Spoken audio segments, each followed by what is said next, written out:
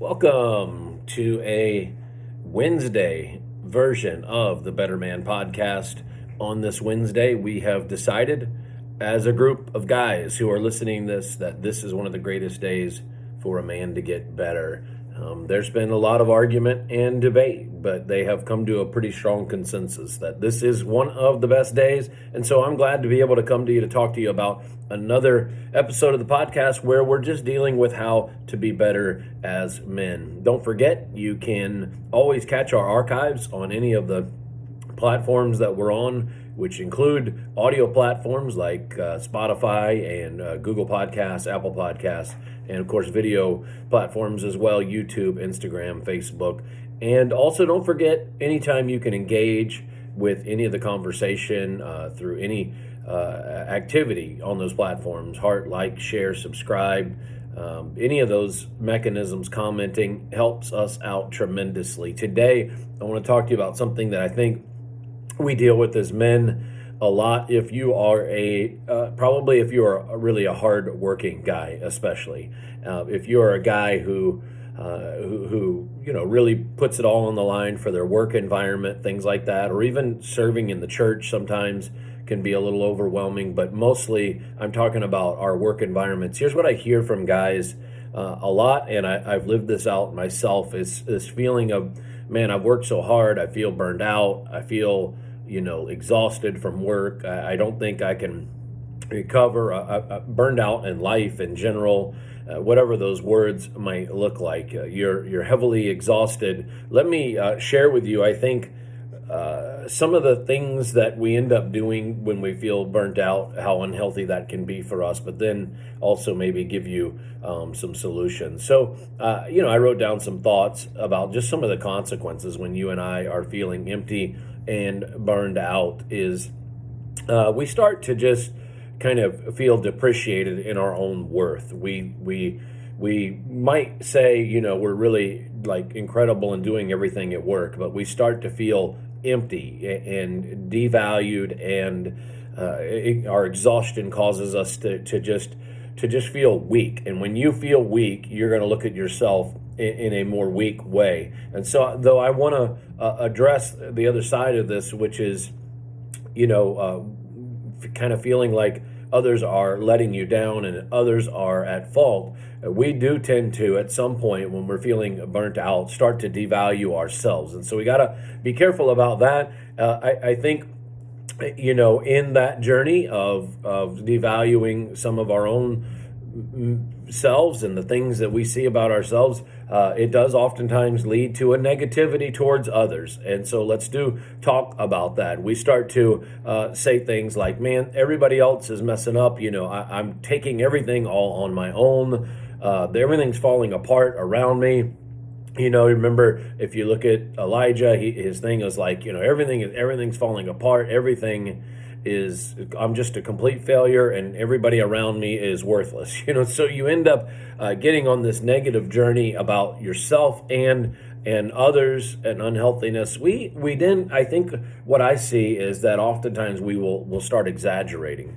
So we go from devaluing ourselves, devaluing others. And then we start, we're on this exaggeration mode. So many times, and psychologists, therapists will tell us, how our mind magnifies a problem. We'll draw some sort of massive conclusions and further conclusions about, how bad something is and how messy it is. But in the end, it's oftentimes the problem or the thing we're dealing with is really small. I was sharing with the church, I don't know, many weeks ago, that a lot of times as a pastor, they will quit their job over just a few people, but those few people have magnified in their mind, and so they could have a church of 1,000, but 5 people are driving them nuts, and so they'll quit. But they'll have magnified the problem beyond really 5 people. In their mind, they'll exploded like, nobody here likes me, I'm no good, everybody here hates me. And now he's just exaggerated, and it was really just a few people that they were struggling with. And so you see that happening in ministry, but you'll do that in your work, you'll do that in different situations in your life. You start drawing these really weird conclusions,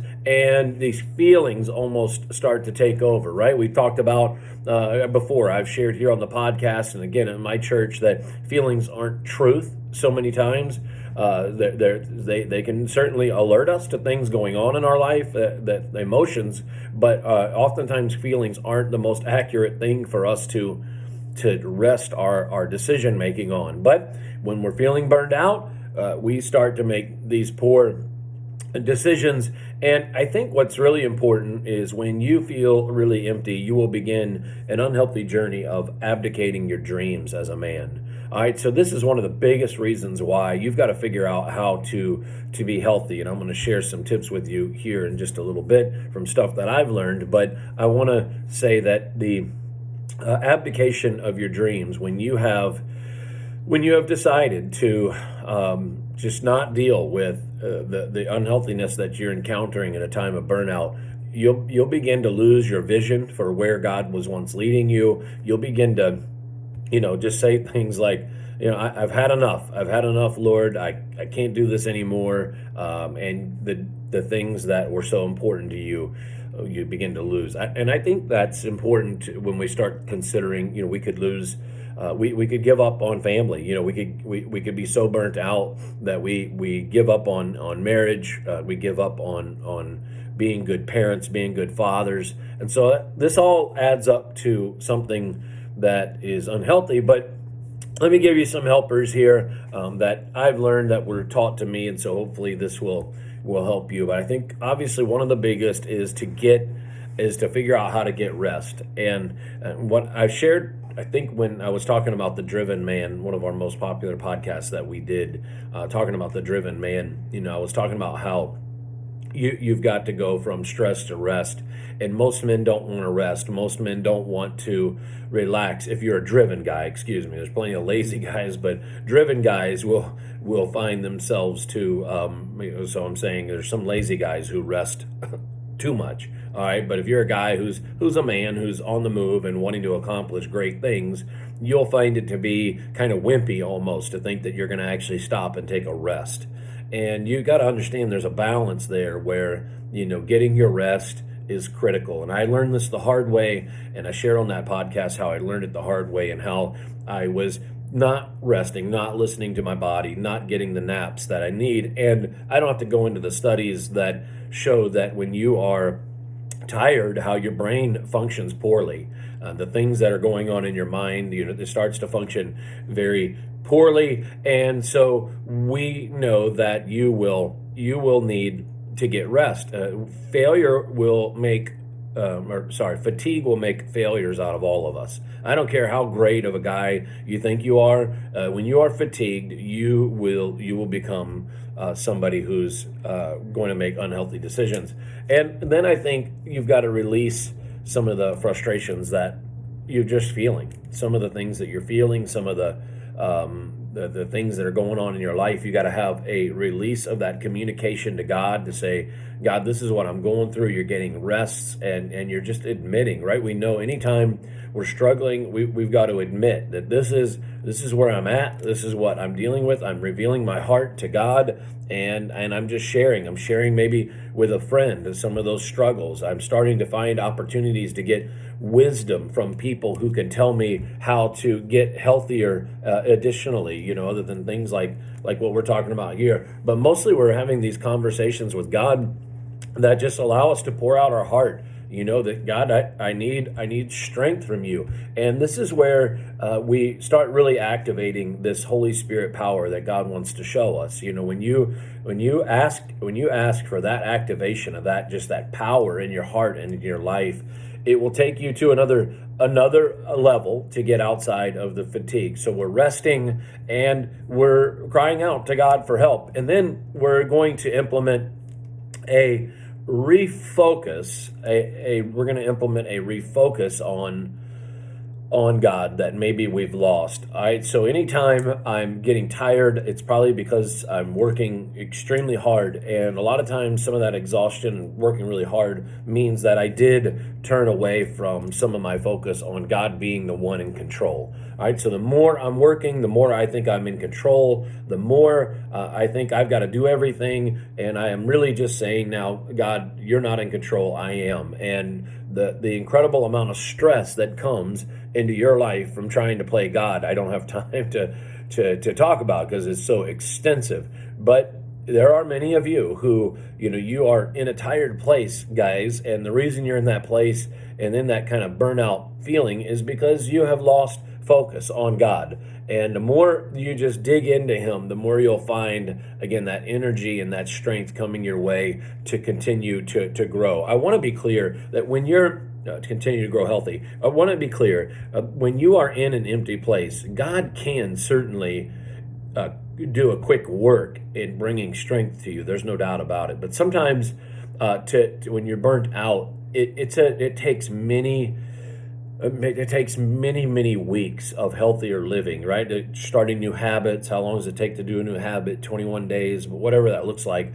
It can take many weeks to recover, to re-strengthen, to refocus, like we're talking about here in our time together. So you have to be diligent. Just as you've been diligent about exhausting yourself at work for months and months, maybe years, you got to be diligent in flipping the script and being somebody who says, hey, I'm going to take this seriously now, and I'm going to start to heal the way that I need to heal. So you're refocusing on God. And now let me give you one last important thing, that anytime that you are in a place of burnout and you've lost focus on God, you've probably lost focus on others.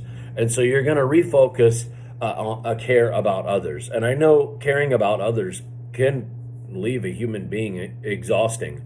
But again, I'm putting this sort of at the end of this talk so that we've decided to get rest.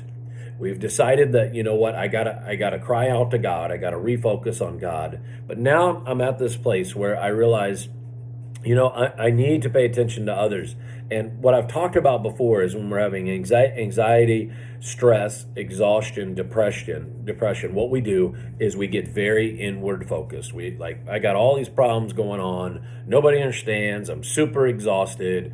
And we push people away. All right. I've done it. You've probably done it as well. And so we've got to decide at some point pretty quick after we've started to feel a little bit stronger to say, now I'm going to make sure that I don't do this in an unhealthy way but I'm going to make sure I have methods and mechanisms to care about people around me.